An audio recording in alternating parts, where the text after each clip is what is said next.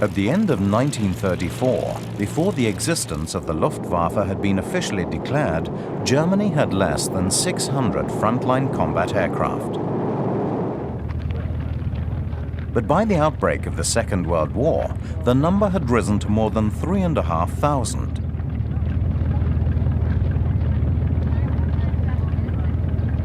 %30 of these were single-engine fighters, and for the next 6 years, one small but rugged aeroplane would form the very backbone of the German fighter force, the Messerschmitt Bf109. This legendary machine remained in continuous action from 1939 to 1945, and in doing so, it shot down twice as many aircraft as any other fighter in history. It served in every theater of war, and during the first 2 years of conflict, it eliminated the majority of European air forces almost single-handed. More than 33,000 were built, making the 109 the most numerous fighter of the Second World War, and the second most numerous aircraft in the history of military aviation. Over a 10-year period, a total of 9 main variants and nearly 80 sub-variants were produced. Continual improvements enabled the machine to retain its formidable fighting qualities to the very end of hostilities. And despite the appearance of the superb Focke-Wulf 190, it was the Bf109 that was destined to become the most famous German aircraft ever built.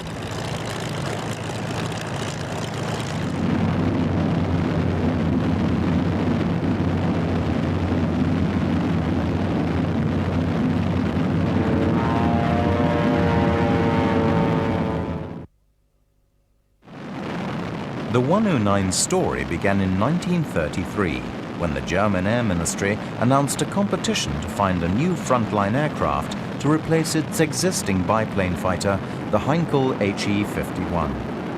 The tactical requirements of the RLM specified a single-engined, single-seat pursuit fighter, to be developed and made ready for evaluation by the end of 1935. The new machine was to carry 2 fixed machine guns and be capable of speeds up to 400 kilometers per hour.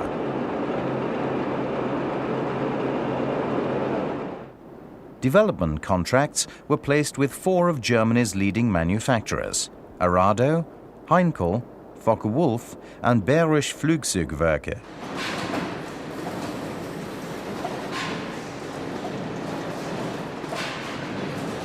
Each produced its own design, and after a series of evaluation trials, Willy Messerschmitt's Bf109 was chosen to become Germany's standard frontline fighter.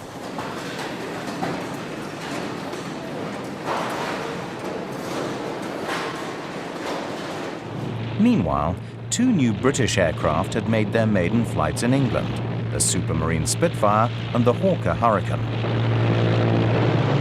Since both fighters were armed with 8 Browning machine guns, the RLM decided to increase the armament of the 109. A third weapon, firing through the propeller hub, supplemented the existing pair of nose-mounted machine guns. In December 1936, the first batch of 109s were sent to Spain, where they were tested in combat by the Luftwaffe's Condor Legion. They were an instant success, and during the first 2 months of fighting, they proved far superior to any other aircraft in the Spanish Civil War. Made up of volunteer pilots, the Condor Legion fought on the side of Franco's nationalist forces.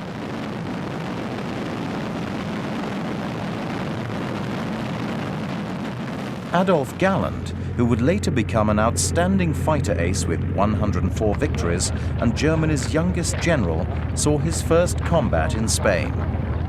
I flew the Heinkel 51 biplane, but this was at the time already an obsolete fighter. And therefore we used it only for direct support, strafing and bombing. The Spanish Civil War marked the end of the biplane era and the dawn of monoplane fighter. Cantilever aircraft with enclosed cockpits were something entirely new, and experienced pilots treated the new Messerschmitt with some degree of skepticism. fighter pilot in a closed cockpit is an impossible thing, because you should smell the enemy. You could smell them because of the oil they were burning. Back in Germany, the first available 109s were delivered to the first and second groups of the Richthofen fighter wing.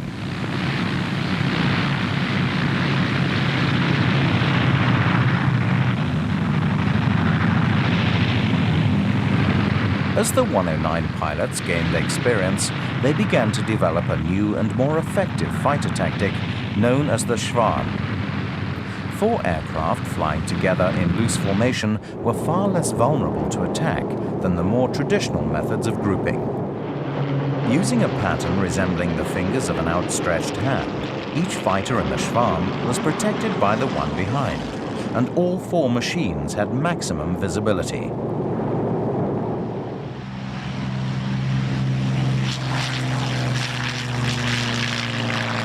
But in spite of its obvious merits, the 109 had one potentially lethal flaw.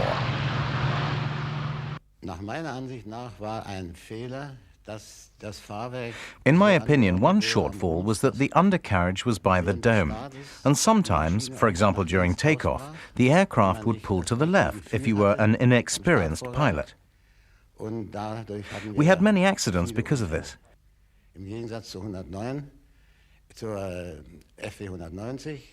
In comparing the 109 to the Fw190, its undercarriage was on the wings. There was a wider span.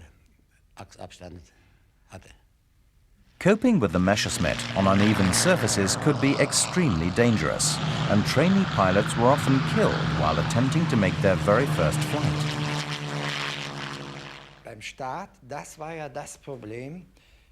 One problem was, especially for inexperienced pilots, during takeoff, if you didn't pay enough attention to the acceleration when the tail went up, once the propeller had started to turn, there was a good chance that the aircraft would pull to the left. Once that happened, there was nothing you could do at all. It was a major problem, and it happened quite frequently. Many times when the pilots had been on long missions and were tired from a day's fighting, but had to go out on another mission, during takeoff, the aircraft would brake to the side, crashing straight into our barracks. This happened many times. By 1938, a European war was inevitable, and German rearmament continued apace. 109 production expanded dramatically, and by the end of July, 6 more fighter groups had re-equipped. In October, the first really prolific variant made its appearance, the Daimler-Benz-powered Bf109E. Known as the Emil, it had a maximum speed of 570 kilometers per hour. It was armed with either 2 machine guns and 2 cannons, or 4 machine guns and 1 cannon. On September 1st, 1939, Germany invaded Poland, and 200 109s spearheaded the attack. The Polish Air Force was hopelessly outclassed, and within a month of the invasion, it had lost more than 200 frontline aircraft. You can't really say that there were significant differences between the Messerschmitt and other aircrafts. They were very much the same. The difference, more or less, was due to the pilot's competence.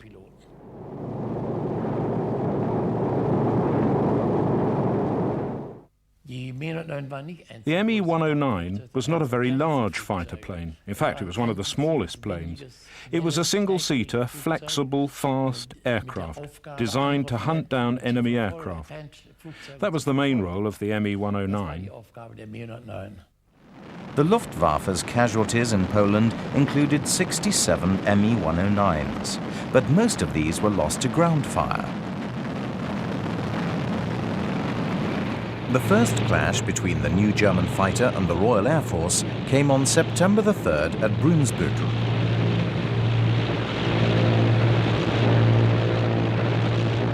2 Wellingtons from No. 3 Group were shot down whilst making an attack on the German battle cruisers Scharnhorst and Gneisenau.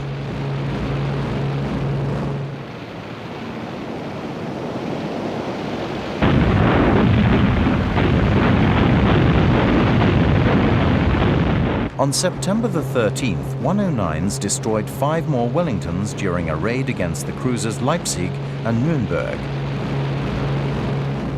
5 days later, another group of 24 Wellingtons from 9, 37 and 149 squadrons took off on a reconnaissance mission of Wilhelmshaven and the Schillig roads. Intercepted by Me-109s and 110 destroyers, 10 of the British machines were shot down and another 3 were badly damaged.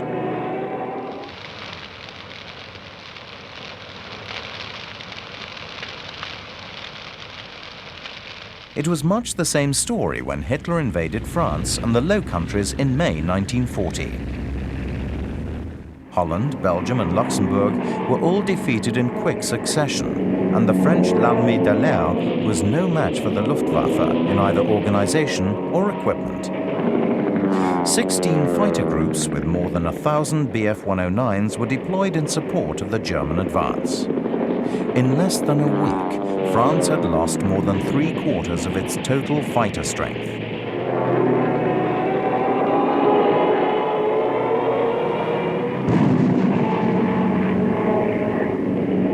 And although Britain sent a handful of Hurricane squadrons to help, they were far too few in number to have any chance of stemming the tide. On May the 23rd, 109s clashed with RAF Spitfires, and for the first time, the German pilots came up against some real opposition. Now, I would like to say, and many pilots who went on missions will agree, that at the end of the day, it was very much to do with who was sitting at the stick. We experienced that during the Battle of Britain, British pilots shot down German pilots and vice versa. It all depends on the pilot. What sort of training he had received, how good he was he faster than his counterpart? That was the problem. But the Spitfire would remain a deadly enemy, plaguing the 109 throughout the whole of its career.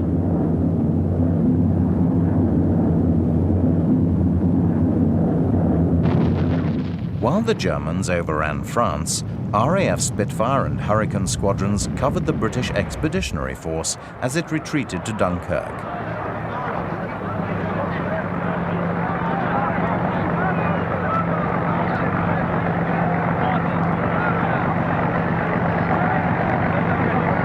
Wing Commander Douglas Bader, who had lost both legs in an air crash in 1931, had returned to the RAF when World War II began. He encountered 109s over the Channel during the evacuation from Dunkirk. I shot one fellow down at Dunkirk. He must have been a beginner like myself, because he stayed flying absolutely straight and level while I shot him down, you know, without moving. We didn't have air superiority, but we had enough. The Germans left Dunkirk and went on to Paris and so on, which was a great mistake of theirs, really. We lost quite a lot of airplanes at Dunkirk and some jolly good pilots. But they managed to get back quite 300,000 men, I think, from the beaches. There was a lot of people. Absolutely dead calm sea. Even so, in spite of the successful evacuation, by the end of June, the RAF had lost over 500 fighters. France had surrendered, and Germany was in complete control of the skies over Western Europe.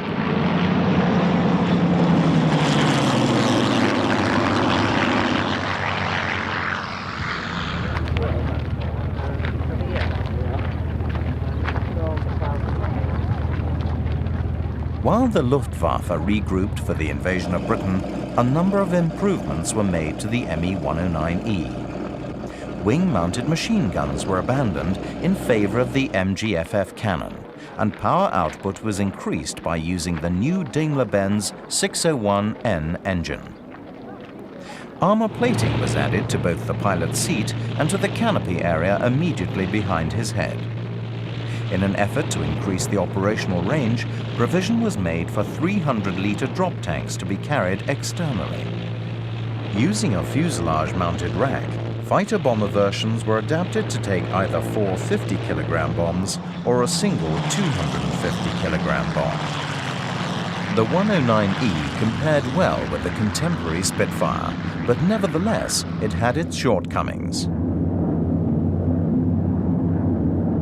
Robert Stanford Tuck, an RAF ace who got his first kill at Dunkirk, had experience of the Emil.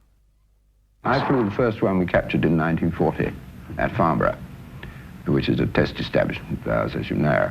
And we did a comparison trial between this first Messerschmitt and an E, Messerschmitt E, and a Spitfire Mark II. They were very comparable in their performance, but I thought the 109 going downhill fast was very stiff on control.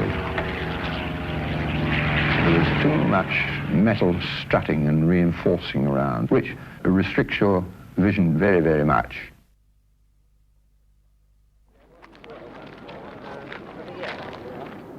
By the summer of 1940, more than 2,500 German aircraft were ready to attack Great Britain. Based in France and the Low Countries, they began the main assault on August the 13th. In the hope of gaining air superiority, the Luftwaffe's bombers struck at airfields and radar stations throughout the whole of southeast England. They caused extensive damage, and on the first day alone, the RAF lost nearly 60 aircraft on the ground.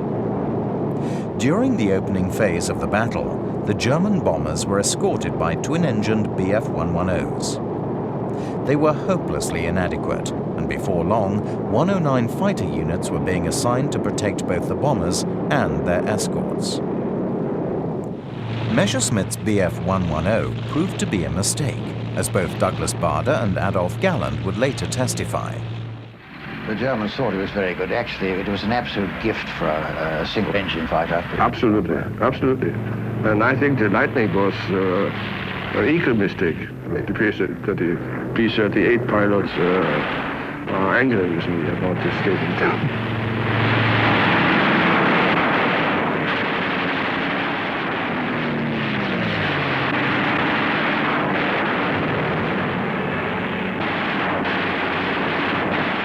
But the Bf110 was not the only problem for the Luftwaffe. The 109E variant had a limited range of only 400 miles, and its operational endurance in the skies over England was little more than 15 minutes. No longer able to function independently, its effectiveness against the British fighters was greatly reduced. During the first week of September, Göring changed his tactics and instead of continuing to attack Britain's airfields, began to concentrate on the City of London. The RAF was given a breathing space, and on September the 15th, Fighter Command was able to muster 300 fighters to intercept the largest bombing raid of the battle. In the ensuing melee, Spitfires and Hurricanes outnumbered the 109s by a ratio of 2 to 1. And as a result, 60 German aircraft were destroyed. After 2.5 months of continuous fighting, it was a demoralizing blow. In spite of all their efforts, the Luftwaffe had failed to knock out the radar system or to suppress the RAF. Within 48 hours of September the 15th, Hitler had postponed the invasion of Britain indefinitely. When the battle finally petered out in late October, Germany had lost more than 1,700 aeroplanes, including 610 Bf109s. In April 1941, Hitler attacked Yugoslavia and Greece. As the war spread to Africa and the Middle East, the 109 was specially adapted in order to cope with the predominantly dusty conditions.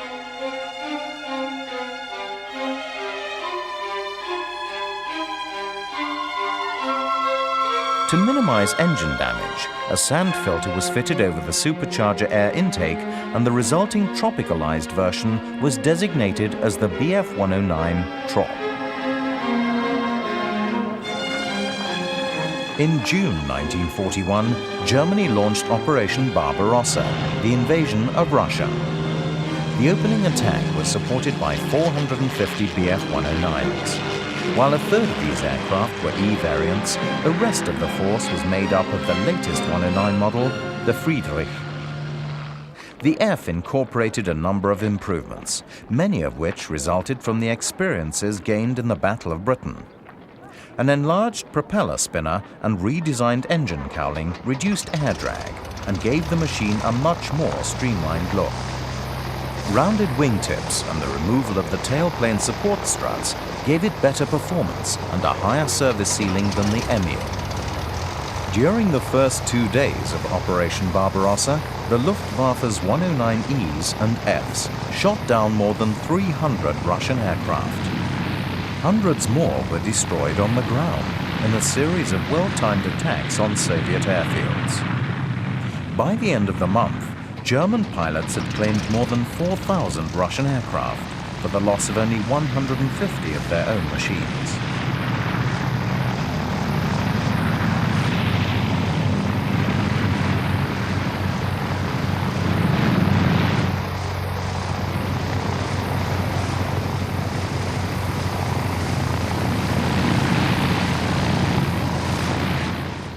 Yes, I can remember all of my battles. These are memories one never forgets. I had 22 confirmed hits. I can remember various situations. One was on September the 15th in Riga. I shot down 4 aircraft in one day.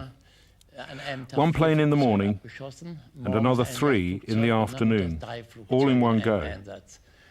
It all happened within minutes. I would say that as a pilot, you had to have good reflexes and a good overall view of what was going on up there.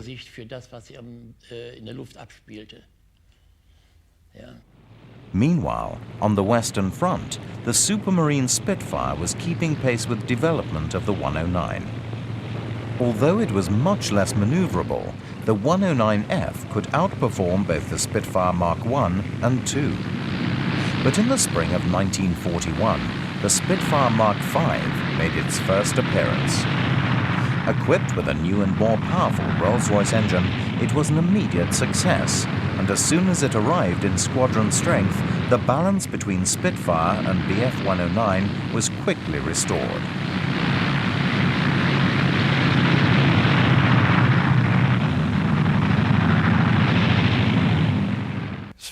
It was a question of who had the most powerful engine. The stronger the engine, the better the aeroplane.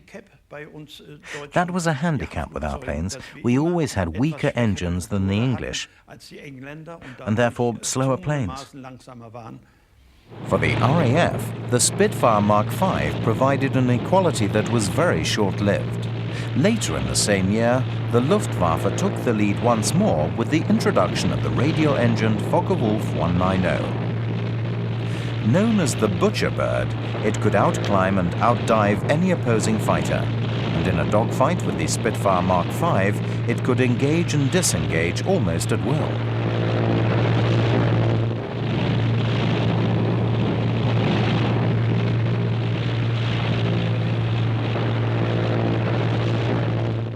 The Focke-Wulf had a very powerful engine, and in itself was a very robust, well-built machine. It could cope very well when being shot at, probably more so than the Me 109.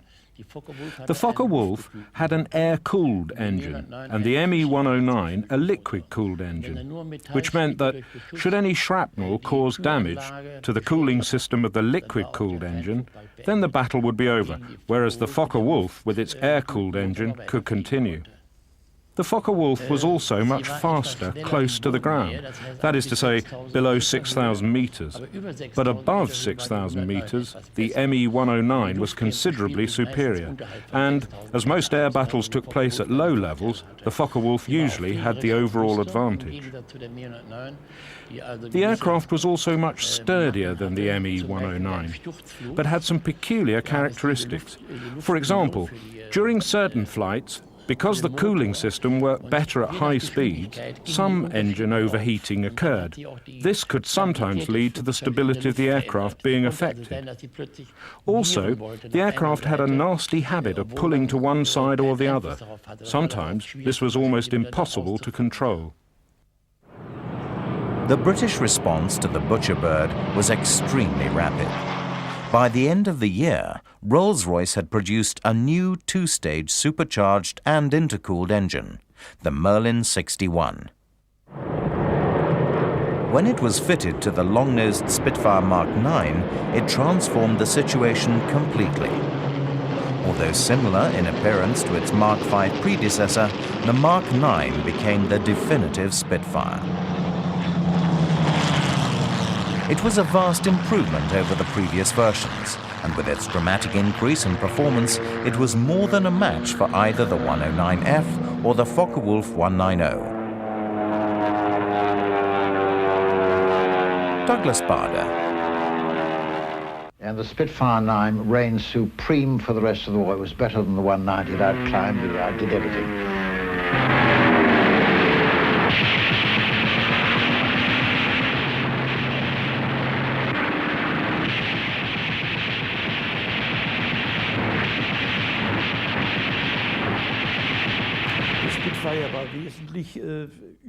The Spitfire was superior, but it all depended on what sort of technical tricks the enemy came up with, and to get one better.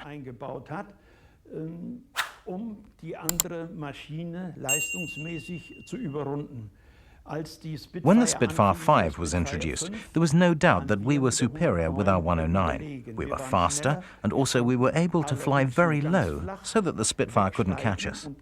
But then new models of the Spitfire were brought out, with newer and better engines. For instance, the Rolls-Royce Merlin, and therefore they took the lead again, as they were faster and could fly higher. Jetzt haben wir uns überlegt, was machen wir? Wir haben ein Zusatzgerät für 2 Minuten Flugdauer. We had to quickly develop something better, so we brought out a water methanol injection system to cool down the engine, and that was an improvement of 60, 70, 80%, and once more we were faster than the Spitfire. Die Engländer haben dann von uns Motoren, die dort niedergegangen waren. The English would take our planes, which had been shot down, examine them, and try to copy the engines.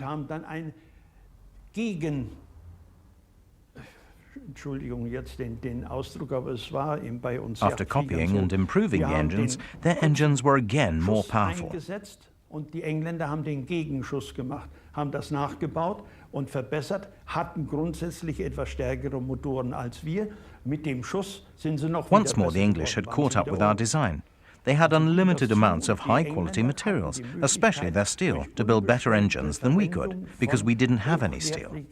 That's why we occupied Norway, to get high-quality steel for our production. Als wir Deutsche, die ja eben einfach den Stahl nicht hatten. Deshalb wurde auch Norwegen besetzt, hochwertigen Stahl zu bekommen für die Kriegsproduktion. But that was not enough. Aber es hat ihm nicht gereicht. To many of the Luftwaffe's experienced pilots, the F4 model was the ultimate 109 variant.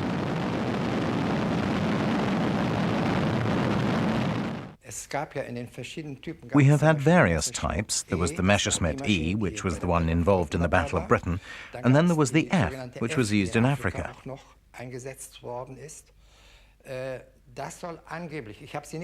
It was supposed to be the most attractive of the 109s.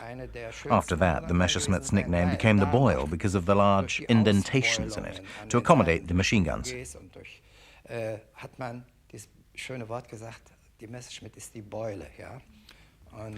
was one version of the Messerschmitt which even had to carry a bomb on the dome of the aircraft.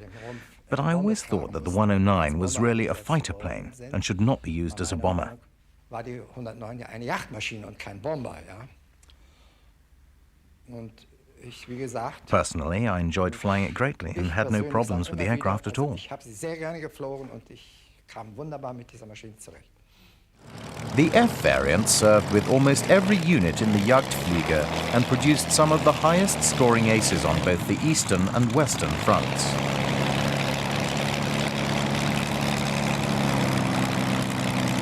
On September the 1st, 1942, while on an escort mission in Africa, Hans-Joachim Marseille set a record in a 109F when he destroyed 18 British fighters in a single day. During the whole of the month, he shot down a total of 62 machines, and by the time of his death on September the 30th, his personal score stood at 158 British aircraft. But even this number seemed relatively small when compared with the tallies of Gerhard Barkhorn and Erich Hartmann. Serving with JG-52 on the Eastern Front, both men amassed more than 300 combat victories. They were the most successful aces of the war, and the only two pilots ever to shoot down more than 300 enemy aircraft.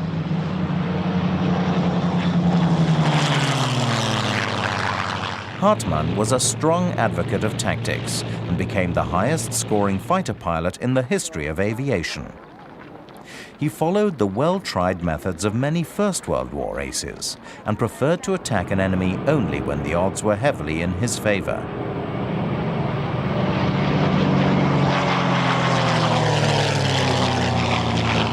He summed up the advantages of having superiority in numbers by coining the phrase, "Too many hounds are the death of the hare." That means that one duck never catches a rabbit. But if lots of ducks are behind one rabbit, then they got him. Hartmann's experience as a fighter pilot spanned 3 whole decades. In World War II, he flew over 1,400 missions and had combat in more than half of them. He shot down 352 enemy aircraft, all on the Eastern Front, and all while flying the Me-109. The secret of his success lay in always maneuvering to gain the advantage.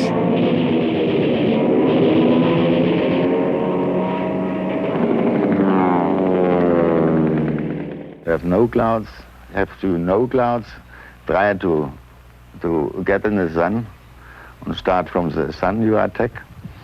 Do you have clouds? Then I tried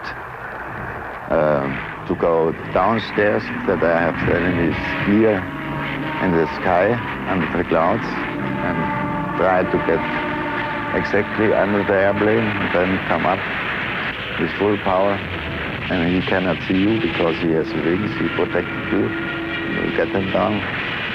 And the next step is go away after you get a skill and watch again the whole area, what's going on, and decide for another one or go home, make a coffee break. I told my pilots always, only if the windshield is filled up with the enemy, then pull the trigger. That saves you a lot of ammunition.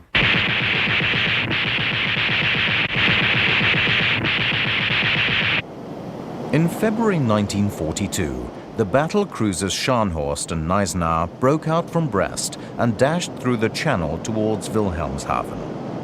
Nearly 200 109Fs took part in a major operation to provide the ships with continuous air cover. Channel coast units from JG-1, JG-2 and JG-26 fought off repeated attacks by the RAF and claimed 50 enemy aircraft for the loss of only 4.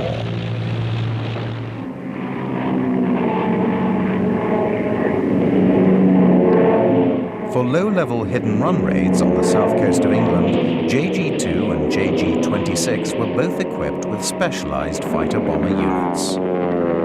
Using the 109 F4, they made numerous surprise attacks against shipping, railway yards, factories, and gas installations. But in spite of its high speed and good performance at altitude, the 109F was never built in really large numbers.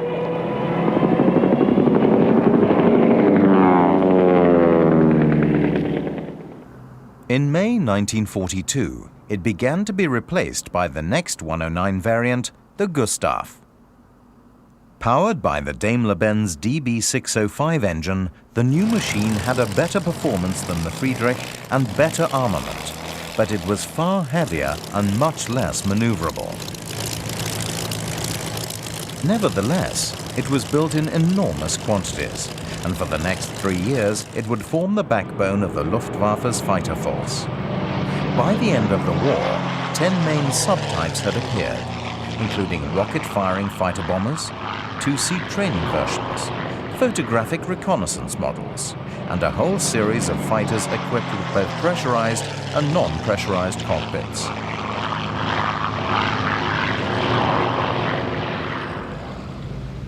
Fastest of all these versions was the 109G-10, with a top speed of 690 kilometers per hour at an altitude of 7,500 meters.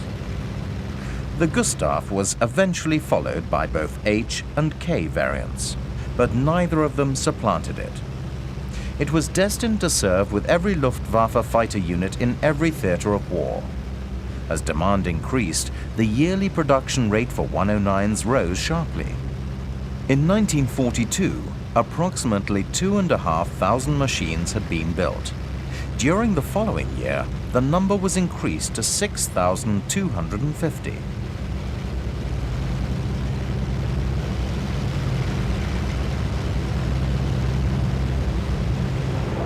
But the peak came in 1944, when the Messerschmitt factories, combined with numerous subcontractors, produced the staggering total of more than 13,000 aircraft.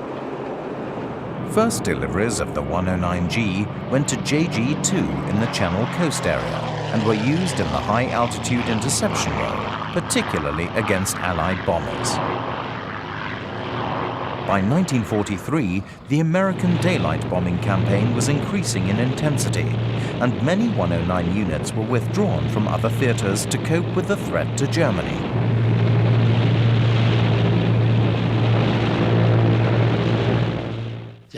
The types of missions depended on the situations. If only a few fighter planes were approaching, we would fly with 4 aircraft. But if there were more than that, or whole groups, we would fly with 8 to 12 planes per mission. The autumn of 1943 produced some of the Luftwaffe's most notable victories over the US bomber force. On August the 1st, 55 heavy bombers were shot down during a raid on oil installations at Ploetzy. 2 weeks later, the Americans attacked the industrial centers at Regensburg and Schweinfurt. Both targets were well beyond the range of Allied fighters, and the unescorted bombers had to face the full fury of the Luftwaffe for 2 hours each way.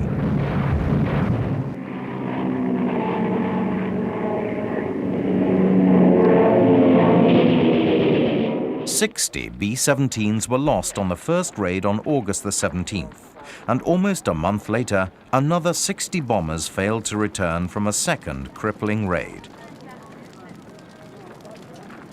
109 pilots used a variety of weapons and tactics against the unending streams of American and British bombers.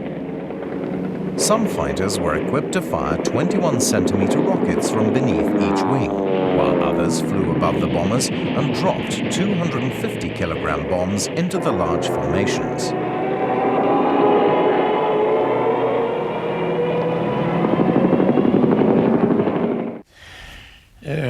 Es stimmt, man war immer bemüht, alle Kampfflugzeuge zu verbessern. They were always trying to improve all the fighter planes. It was the same with the enemy. For instance, with the Boeing Flying Fortress, we had to find new weapons to combat it. That's why we even tried to fight the enemy with rockets, which were hung underneath the wings. The Messerschmitt 109 was, at the time, the standard plane of the German Luftwaffe, and the only fighter plane which we could use, and which we were very successful with, because there was no other plane which could compare with it.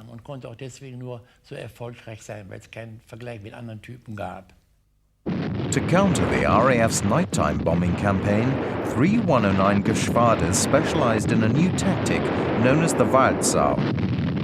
This involved fighter pilots and searchlight crews cooperating together to illuminate and destroy individual bombers. In spite of the darkness, any aircraft silhouetted by a searchlight beam presented an easy target. Waldsau units began operating in the summer of 1943, and with the aid of the Naxos homing radar, they became highly successful. After winning control of the night skies, they extended their operations by carrying out bad weather daylight interception missions.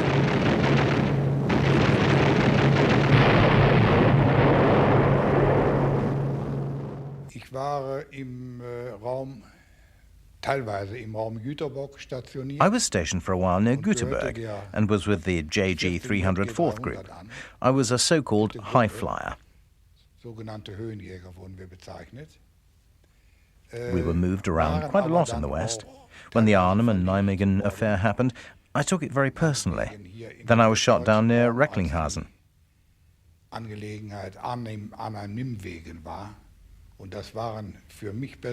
have to say that these missions were the most depressing experiences I have had in my entire life as a pilot. When you were flying a very heavily armored aircraft and you had to attack transport planes, i.e. gliders, etc., you knew there were human beings in there. It was really the worst experience.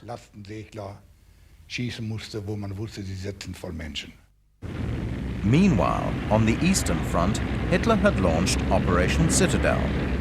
Aimed at destroying the Russian forces deployed in the vital Kursk salient, this large-scale offensive became the single most decisive battle on the entire Eastern Front. 2,500 panzers were supported by 8 German fighter groups, equipped with both the 109G and the Fw190.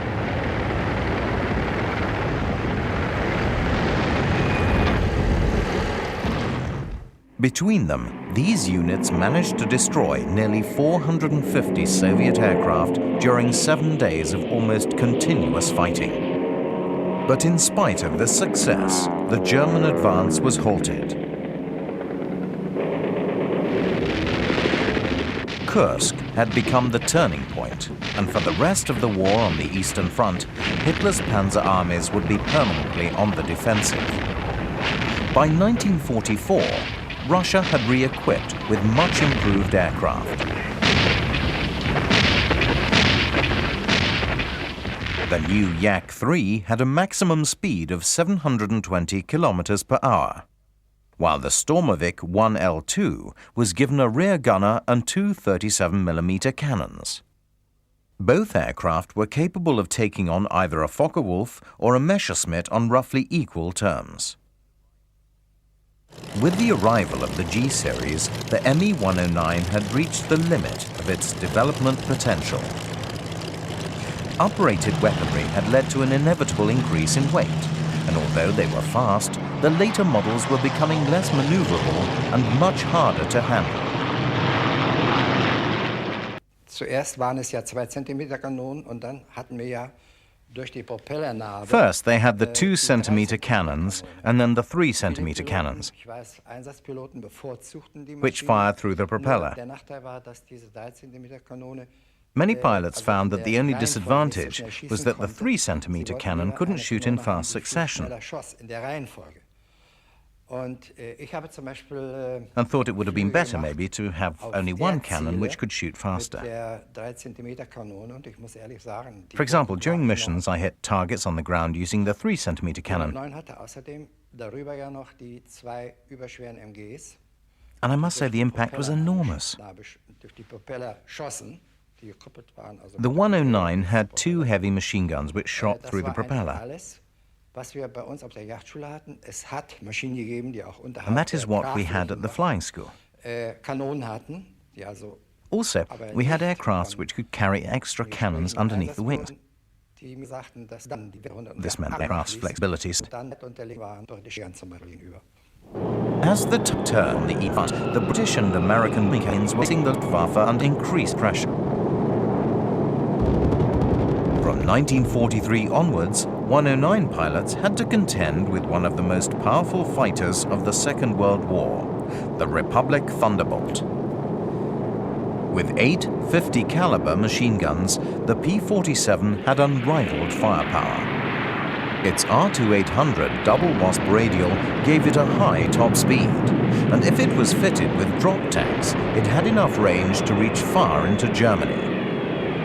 Francis Gabreski flew P-47s with the 56th Fighter Group and became the highest-scoring American ace in Europe. His 28 confirmed kills included 10 Focke-Wulf 190s and 10 Me-109s.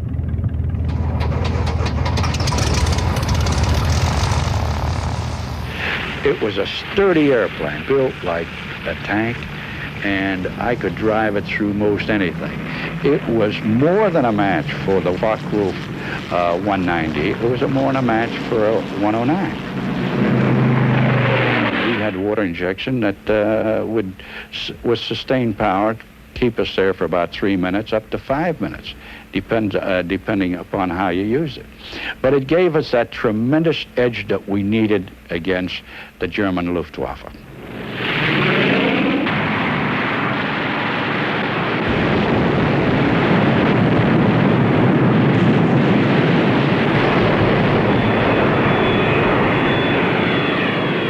While the Thunderbolt made a major contribution to the daylight bombing campaign, its effectiveness as an escort on long-range missions was limited by the need to carry drop tanks. Allied losses fell dramatically with the introduction of the first truly long-range fighter, the P-51 Mustang. Powered by the Rolls-Royce Merlin 61, it was superior in speed to the 109G at any height. Above 28,000 feet, it could outpace an FW-190 by nearly 70 miles per hour. It could outdive the Focke-Wulf and the Messerschmitt, outturn both of them, and outrun the 109 with ease. But most important of all, it could do all of this over the German capital itself. The Mustang could fly all the way to Berlin and back. The new machine joined the Thunderbolt groups in ever-increasing numbers, and before long, Germany was losing fighter pilots far quicker than it could replace them.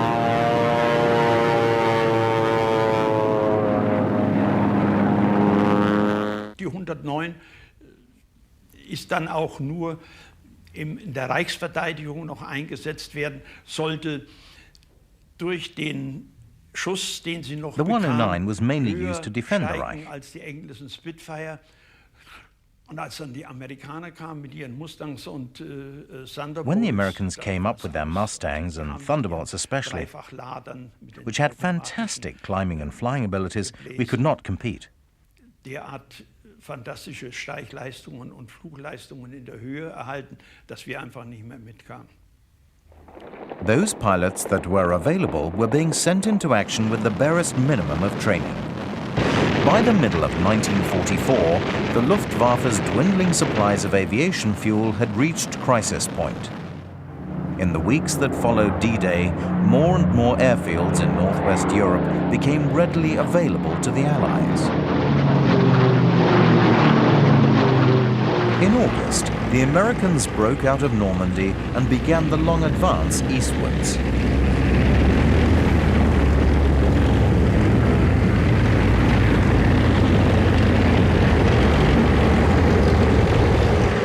To shorten the flying distance to their target areas, the Allied tactical air forces constructed new airfields with incredible speed. Pierced steel matting was used on fresh sites so that entire runway systems could be fully operational within 6 hours. As Hitler's ground forces were pushed further and further back, the Luftwaffe's bases were rapidly overrun. Those airfields that remained under its control came under continuous attack from wave after wave of Allied aircraft. The German fighters were hopelessly outnumbered, and those that survived the initial attacks were hammered relentlessly, both in the air and on the ground.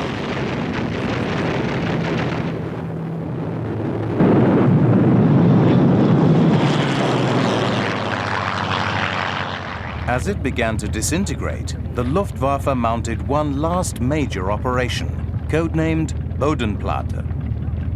On January the 1st, 1945, 800 fighters took off for a surprise attack on Allied airfields in Holland, Belgium, and Luxembourg.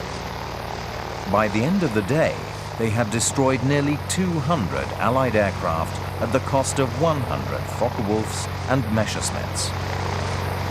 It was a tactical disaster, since, while the Allied aircraft were quickly replaced, the loss of 100 pilots only served to weaken the Luftwaffe still further.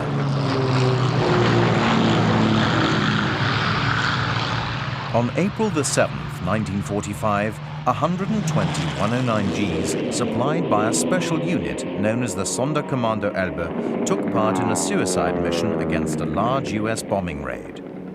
Escorted by Me-262 jets and piloted mainly by volunteer novices, the sole purpose of the 109s was to ram the American bombers. 8 B-17 Flying Fortresses were hit before the American fighter escort could intervene. But out of the original force of 120 Messerschmitts, only 15 returned to base. The Bf109 had taken part in its last large-scale mission of the war.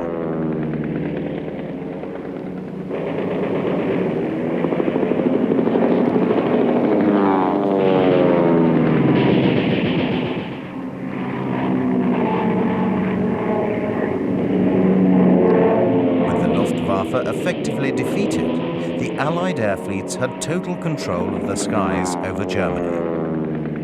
British and American fighters and bombers ranged freely and were able to hit any remaining targets at will. One by one, the German generals surrendered their armies. The final capitulation took place on May the 7th, and with Goering himself a prisoner of the Allies, the resistance of the Luftwaffe finally came to an end. 50 years later, there is only one genuine airworthy survivor of the G-series, Black 6.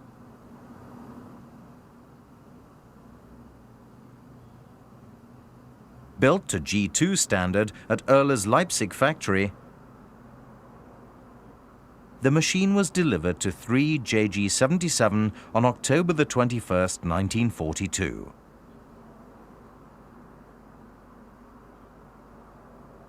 During its short operational career, it served in the Western Desert with Rommel's Afrika Korps and was flown by a veteran of the Eastern Front, Lieutenant Heinz Ludemann.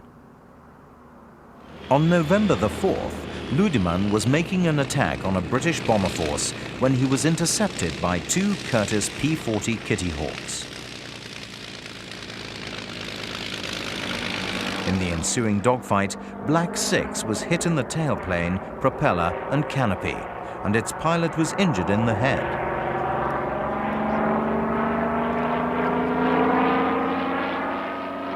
Ludemann managed to fly the aircraft home, but it was so badly damaged that it had to be taken to a repair depot to the southeast of Tobruk.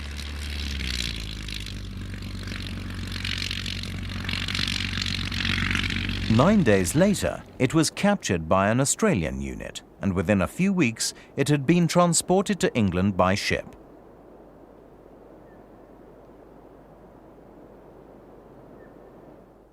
During the next 2 years, the design was analyzed and the machine flown in simulated dogfights against a number of Allied fighters, including the Spitfire, Mustang, and Mosquito. After the war, it was put into storage and moved from one RAF base to another until it finally deteriorated into a wreck.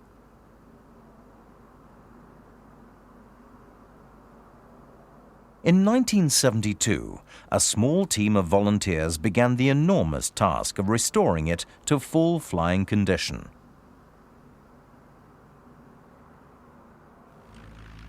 And after 2 decades of painstaking work, Black 6 flew again for the first time in over 45 years.